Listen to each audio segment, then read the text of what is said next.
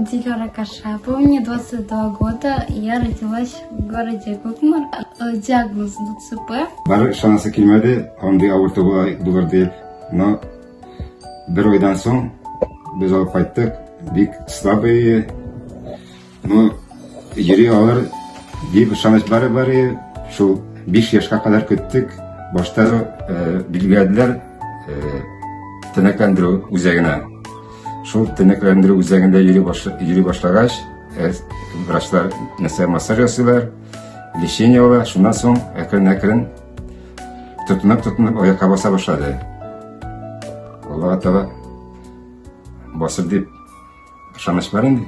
Ол етінде әнаның тоқтасы бар, доска желание. Онда тізіп қойғаны бар, бүтін өзінің есігін. План бойынша бара, бүтін есін хоккейға, қараға барды, конькида шуарға барды.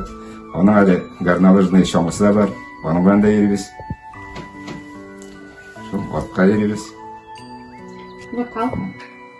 Вот у меня есть доска желаний, тут находится все, что я хочу, и постепенно выполняю все свои хотелки, можно так сказать.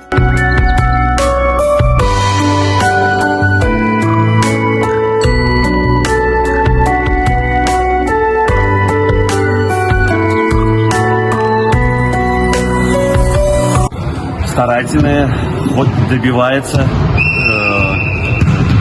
всего, чего хочет. Относится к тренировкам с трудолюбием.